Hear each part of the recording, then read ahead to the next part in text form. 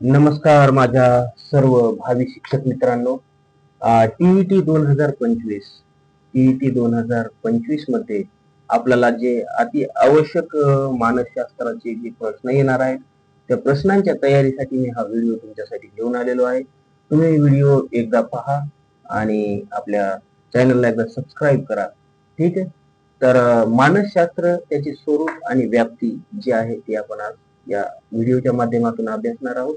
यामध्ये एकत्रितच मी काही धड्यांना शॉर्ट करून तुमच्या समोर सादर करत आहे. ठीक आहे. काही महत्वाच्या गोष्टी आहेत त्या तुम्ही लागलीत ताबडतोब स्क्रीनशॉट घ्या, लिहून घ्या तुमच्या मनावर. ठीक आहे. प्रस्तावनेमध्ये काय, मानसशास्त्र हे मन आणि वर्तनाचा अभ्यास करणारे शास्त्र आहे. मित्रांनो, बालमानसशास्त्राचा अभ्यास करण्याआधी आपण मानसशास्त्र काय आहे थोडक्यात आपण समजून घेऊ आणि त्यानंतर मग आपण बालमानसशास्त्र एका टॉपिकला आपण सुरुवात करू. त्याआधी मित्रांनो आपण लागली समजून घेऊ थोडक्यामध्ये. मानसशास्त्र हे मन आणि वर्तनाचा अभ्यास करणारे शास्त्र आहे अशी व्याख्या केलेली आहे. ठीक आहे. 16व्या शतकात रुडॉल्फ गॉकेल नावाचा एक शास्त्रज्ञ होता, जो जर्मनीचा होता. याने सायकोलॉजी हा शब्द तयार केला होता. सायकोलॉजी म्हणजे मानसशास्त्र. हा शब्द सायको म्हणजेच आत्मा आणि लोगस म्हणजे शास्त्र या दोन ग्रीक शब्दापासून तयार झाला आहे. म्हणजे ग्रीक या देशामध्येच प्रथम या मानसशास्त्राला सुरुवात झालेली आहे असं आपण म्हणू शकतो. म्हणून पूर्वी आत्म्याचा शास्त्र सुद्धा अभ्यास करणारे शास्त्र ते मानसशास्त्र अशी ओळख निर्माण झाली होती. त्यात पुढे अनेक बदल होत झाले आणि 21वे शतक हे खऱ्या अर्थाने मानसशास्त्राचे शतक मानले जाते. कोणते? 21वे शतक. 16व्या शतकापासून सुरुवात झाली आणि 21व्या शतकामध्ये कुठं त्याला खऱ्या अर्थानं मानसशास्त्राचं शतक म्हटलं गेलेलं आहे. म्हणजे बघा, एकंदरीत 4 शतक गेले तेव्हा कुठं ही शाखा मानसशास्त्राची जी आहे विकसित झालेली आहे. मानसशास्त्राच्या विविध शाखा निर्माण झाल्या व त्यातून मानवी वर्तनाच्या विविध पैलूंचा अभ्यास करण्यास सुरुवात झाली. या पाठातून आपण मानसशास्त्राची पार्श्वभूमी, विविध व्याख्या, स्वरूप व व्याप्ती आणि वैशिष्ट्ये यांचा अभ्यास करणार आहोत. मानसशास्त्राचा उदय व विकास. एरिस्टॉटल इसवी सन पूर्व 384 ते 322 पासून म्हणजे ग्रीक तत्ववेत्ता एरिस्टॉटल यांच्या काळापासून मानसशास्त्राच्या अभ्यासाची सुरुवात झालेली आहे. एरिस्टॉटल यांनी डी ॲनिमा नावाचा ग्रंथ लिहिला. नोट डाऊन करून ठेवा, हा परीक्षेमध्ये येतो प्रश्न. डी ॲनिमा नावाचा ग्रंथ त्यांनी लिहिला. त्यात मानसशास्त्र विषयक अभ्यास केला गेलेला आहे. आत्म्याचे शास्त्र ते मानसशास्त्र ही व्याख्या त्यांनी केली. पहा, एरिस्टॉटल यांची व्याख्या काय आहे? आत्म्याचे शास्त्र. ठीक आहे. त्यानंतर प्लेटो व सॉक्रेटिस या ग्रीक तत्ववेत्यांनी मानसशास्त्राचा अभ्यास केला. त्यात मानवाच्या मनाचा व आत्म्याचा अभ्यास केलेला आहे. या ठिकाणी मानवाच्या मनाचा हा शब्द उल्लेख आहे. म्हणजे कोण? प्लेटो आणि सॉक्रेटिस यांनी मनाचा व आत्म्याचा अभ्यास केलेला आहे. शरीराचे कार्य मनाकडून होते व त्याचा संबंध परमेश्वराशी आहे. त्यातून पाप या शब्दांना महत्व प्राप्त झाले व तेव्हापासून देवाच्या पुजाऱ्याने मानसशास्त्र शिकविण्यास सुरुवात केली. त्यानंतर प्लेटो यांनी रिपब्लिक नावाचा ग्रंथ लिहिला, ज्याला आपण प्रजासत्ताक असं म्हणतो. तो ग्रंथ लिहिला, त्या व्यक्ती भिन्नतेचे विचार मांडले त्यामध्ये. ठीक आहे. म्हणजे वेगवेगळ्या व्यक्तींची वेगवेगळी वैशिष्ट्ये असतात असं त्यांनी त्या ठिकाणी मांडलेलं आहे. शरीरात आत्मा कुठे असतो व त्यासंबंधी अनेक प्रश्नांची उत्तरे निश्चित नव्हती. त्यामुळे त्यानंतर मन हा शब्द आला व गूढता कमी झाली. मनाचे शास्त्र ते मानसशास्त्र अशी व्याख्या मॅकडुगल यांनी केली. लिहून घ्या. पहिली काय? आत्म्याचे शास्त्र हे कोणी केलेली आहे? ही केलेली आहे एरिस्टॉटल यांनी. आणि मॅकडुगल यांनी काय केलेली आहे? मनाचे शास्त्र ते मानसशास्त्र अशी मॅकडुगल यांनी केलेली आहे. त्यानंतर परंतु मनाबद्दल देखील निश्चित माहिती देता येत नाही, त्याचे स्वरूप स्पष्ट सांगता येत नाही, म्हणून मन दाखविता येत नाही, म्हणून मॅकडुगल यांनी व्याख्येत बदल केला. आता यांनी बघा व्याख्येमध्ये थोडा बदल केला आहे आणि त्यांनी व्याख्या लिहिली, मानसशास्त्र हे मानवी मनाचे अनुभव मिश्रित व वर्णनात्मक शास्त्र होय. कसे आहे ते अनुभव मिश्रित मानवी मनाचे अनुभव मिश्रित व वर्णनात्मक शास्त्र आहे, अशी मॅकडुगल यांनी केलेली व्याख्या आहे. मित्रांनो, लागले तुम्ही या ठिकाणी लिहा मॅकडुगल आणि त्याच्या समोर त्यांनी लिहिलेली व्याख्या. त्यानंतर बोधावस्थेचा अभ्यास.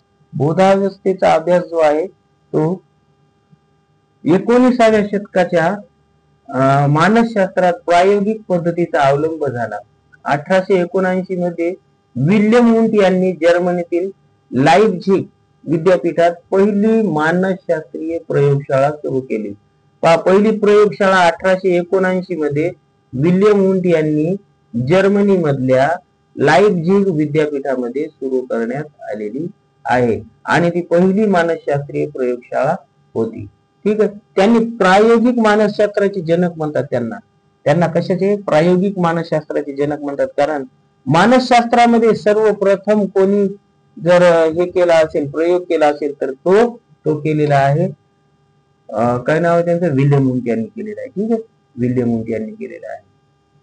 बोधात्मक अनुभव म्हणजे व्यक्तीच्या मानसिक घडामोडीची त्याला असलेली जाणीव होय. त्यानंतर मानसशास्त्र हे बोधावस्थेचे शास्त्र बनले. म्हणजे विल्यम वुंट यांची व्याख्या आहे मानसशास्त्र हे बोधावस्थेचे शास्त्र आहे, अशी त्यांची व्याख्या आहे. ठीक आहे. त्यानंतर अबोध वर्तनाचा अभ्यास. सिग्मंड फ्राइड नावाच्या एका तत्ववेत्त्याने एका शास्त्रज्ञाने मानवी वर्तनाच्या मागे अबोध प्रेरणा असतात, त्यांची आपल्याला जाणीव नसते. आपल्या मनाची अबोध पातळी असते, तिथे इच्छा आकांक्षा दाबल्या जातात. त्यांच्या मते व्यक्तीची जडणघडण ही पहिल्या 5 वर्षात होत असते. मानसशास्त्र हे बोधात्मक व अवबोधात्मक जाणीवांचा अभ्यास करणारे शास्त्र बनले. ठीक आहे. सिग्मंड फ्राइड यांच्या मते काय मानसशास्त्र हे बोधात्मक व अवबोधात्मक जाणीवांचा अभ्यास करणारे शास्त्र आहे, अशी त्यांची व्याख्या आहे सिग्मंड फ्राइड यांची. त्यानंतर मानसशास्त्राचे स्वरूप व व्याप्ती यामध्ये आपण पाहू वर्तनाचा अभ्यास. ठीक आहे. अमेरिकन मानसशास्त्रज्ञ जॉन वॉटसन हे काय म्हणतात अबोधावस्था नाकारून वर्तनाला महत्व दिलं त्यांनी. ठीक आहे. Psychology is the science of human behaviour म्हणजे मानवी वर्तनाचे शास्त्र ते मानसशास्त्र म्हणजेच अमेरिकन शास्त्रज्ञ जॉन वॉटसन यांनी केलेली व्याख्या आहे. काय आहे मानवी वर्तनाचे शास्त्र ते मानसशास्त्र अशी त्यांची व्याख्या आहे. वर्तन म्हणजे व्यक्ती किंवा प्राण्याने केलेली कोणतीही गोष्ट ज्याचे निरीक्षण व अभ्यास करता येतो. ठीक आहे. अनुभव व वर्तनाचे शास्त्र. मानसशास्त्रात व्यक्तीच्या केवळ वर्तनाचा अभ्यास नाही तर त्या वर्तनामागे मिळालेला अनुभव महत्वाचा ठरतो. मन या मानसशास्त्रज्ञाने मानसशास्त्र म्हणजे अनुभव व वर्तनाचे शास्त्र होय अशी व्याख्या केलेली आहे.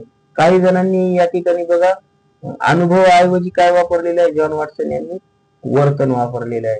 ठीक आहे. वर्तन आणि या ठिकाणी काय अनुभव वर्तनाचे शास्त्र होय अशी व्याख्या केलेली आहे मन यांनी. ठीक आहे. मानव व मानवेतर प्राण्यांचा अभ्यास. मानव व मानवेतर प्राण्यांचा अभ्यास. समिष्टीवादी मानसशास्त्रज्ञांनी प्राण्यांच्या वर्तनाला देखील मानसशास्त्राचा अभ्यास महत्व दिले. ठीक आहे. त्यानंतर मानव व मानवेतर प्राण्यांच्या वर्तनाचे शास्त्र ते मानसशास्त्र अशी मॉर्गन किंग व रॉबिन्स यांची व्याख्या आहे. ठीक आहे. या ठिकाणी एक उद्दीपक जीव आणि प्रतिक्रिया ज्याला SOR असं म्हटलं जातं ते वूडवर्थ यांनी वर्तनाचे सूत्र सांगितलेले आहे आणि ते पुढील प्रमाणे आहे. काय काय आहे वर्तन उद्दीपक आणि जीव आणि प्रतिक्रिया. हे वर्तन जे आहे हे वर्तन काय आहे उद्दीपक जीव आणि प्रतिक्रिया यावर अवलंबून असलेले आहे. ठीक आहे. आणि ही कोण सांगितलेली आहे SOR हे सांगितलेले आहे वूडवर्थ यांनी सांगितलेली आहे. ठीक आहे. मानसशास्त्राच्या व्याख्या या ठिकाणी आपल्याला दिलेल्या त्या काय आपण पाहू जास्त पाहण्याची आवश्यकता नाही. आपल्याला इथे बालमानसशास्त्र आणि शैक्षणिक मानसशास्त्र या 2 घटकांचा या ठिकाणी आपल्याला सविस्तर अभ्यास करायचा आहे. ठीक आहे. इथं काही सराव प्रश्न दिलेले आहेत. या सराव प्रश्नांवर आपण एक स्पेशल विशेष व्हिडिओ बनवू. त्यानंतर बघा बालमानसशास्त्राविषयी आपण थोडीशी जाणून घेऊया. बालमानसशास्त्र मानसशास्त्राची एक महत्वाची शाखा आहे, त्याला आपण बालमानसशास्त्र असं म्हणतो. यामध्ये बालकांच्या वर्तनाचा शारीरिक मानसिक विकासाचा शास्त्रशुद्ध अभ्यास केला जातो. त्या दृष्टीने योग्य त्या उपाययोजना या शास्त्रात सुचविल्या जातात. शिक्षकाला बालकांचा विकास करताना येणाऱ्या अडचणी कोणत्या, तसेच बालक कोणत्या वयात कोणते क्रिया कौशल्ये अधिक विकसित करू शकते या बाबींचा योग्य अभ्यास करण्यासाठी बालमानसशास्त्र अभ्यासणे आवश्यक आहे. आणि आपण टीईटी झाल्याच्या नंतर मित्रांनो आपण शिक्षक होणार आहोत. तर मग शिक्षकासाठी आपल्याला या अतिशय महत्वाच्या गोष्टी आहेत. यामधून आपल्याला शिकायलाही मिळेल आणि आपली परीक्षेचा आपला स्कोरही वाढेल. म्हणून प्रत्येक गोष्ट व्यवस्थित अभ्यासात आपल्याला त्याचा समोर निश्चितच फायदा होईल. बालकांच्या जन्मपूर्व अवस्थेपासून ते पौगंडावस्थेपर्यंत विकास कसा होतो याचा शास्त्र सुद्धा अभ्यास म्हणजे बालमानसशास्त्र होय. ही एक E.B. हॉरलॉक यांची व्याख्या आहे. ठीक आहे. ज्या शास्त्रात बालकाला केंद्रबिंदू मानून त्याचे वर्तन, विचार, प्रवृत्ती, अभिवृत्ती, अभिक्षमता यांचा शास्त्रीय पद्धतीने अभ्यास केला जातो त्यास बालमानसशास्त्र असे म्हणतात. तिसरी व्याख्या, बालकांच्या शारीरिक, मानसिक, बौद्धिक व सामाजिक विकासाचा अभ्यास करून त्या दृष्टीने उपाय व ज्या शास्त्रात सुचविले जातात त्या शास्त्राला बालमानसशास्त्र असे म्हणतात. या बालमानसशास्त्राच्या व्याख्या आहेत. बाल विकास ही गर्भधारणेपासून पौगंडावस्थेपर्यंत बालकांची वाढ व विकासाची अभ्यास करणारी स्वतंत्र शाखा आहे. हे सावर रशियन यांनी केलेली व्याख्या आहे. ठीक आहे. बालमानसशास्त्र ही मानसशास्त्राची अशी शाखा आहे ज्यात व्यक्तीच्या जन्मापासून परिपक्व अवस्थेपर्यंत होणाऱ्या विकासाचा अभ्यास केला जातो. ही आहे क्रो अँड क्रो यांची व्याख्या. ठीक आहे. बालमानसशास्त्राचे अभ्यासाचे महत्व, बालमानसशास्त्राच्या अभ्यासाचे महत्व पाहू आपण या ठिकाणी. बालकाच्या जन्मानंतरचे पहिले 5 वर्ष बालकांचा विकास महत्वपूर्ण ठरतात, कारण या काळात त्यांच्या मेंदूचा 80% विकास होत असतो. हा विकास कोणकोणत्या टप्प्यातून होतो हे पालकांना तसेच शिक्षकांना बालमानसशास्त्राच्या अभ्यासातून कळते. पालकांचे प्रेम, जिव्हाळा, आपुलकी मुलांमध्ये भावनिक सुरक्षितता निर्माण करतात. बालकांना सुयोग्य वातावरण उपलब्ध करून द्यावे, त्यांचा परिणाम त्यांच्या वाढ व विकासावर होत असतो याची जाणीव बालमानसशास्त्रातून होते.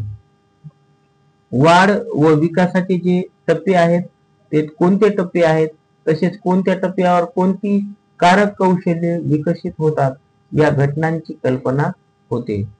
बाल्यावस्थेत सवयी प्रौढावस्थेत दिसून येतात. त्यांच्यामध्ये योग्य सवयीची रुजवणूक कशी करावी याची जाण मिळते. विकासाच्या अवस्थेमध्ये असलेल्या निरनिराळ्या बालकांचा तुलनात्मक अभ्यास करता येतो. विकासाची अवस्था आणि तिचे वैशिष्ट्ये यावरून बालकांच्या विकासाची स्थिती लक्षात येते व योग्य त्या ठिकाणी मार्गदर्शन घेता येते. अध्ययन, प्रेरणा, परिपक्वन, सामाजिकरण या प्रक्रियांचा पाया बालपणी तयार करता येतो. चांगला परिसर व अनुवंश बालकाच्या विकासावर सुयोग्य परिणाम करतो. यासाठी बालक व शिक्षक यांना प्रयत्न करता येतात. ठीक आहे. हे आपण काय आहे बालमानसशास्त्राच्या अभ्यासाचं महत्व आपण या ठिकाणी पाहिलेलं आहे. ठीक आहे. बालमानसशास्त्राच्या अभ्यासाची उद्दिष्ट, तर उद्दिष्ट म्हणजे काय, बालकांच्या वाढीचा व विकासाचा सविस्तरपणे क्रम जाणणे हे त्याचं पहिलं वैशिष्ट्य आहे. प्रत्येक बालक व एकमेकापासून भिन्न आहे हे ओळखणे हे सुद्धा एक उद्दिष्ट आहे. त्यानंतर बालकांच्या सुप्त गुणांचा विकास करणे हे सुद्धा बालमानसशास्त्राच्या अभ्यासाचं या ठिकाणी उद्दिष्टे आहेत. ठीक आहे. ही सर्व उद्दिष्टे आहेत. मित्रांनो, अशा प्रकारे आपण या ठिकाणी हा व्हिडिओ पुढच्या व्हिडिओमध्ये काही सराव संच प्रश्न घेऊन येऊ.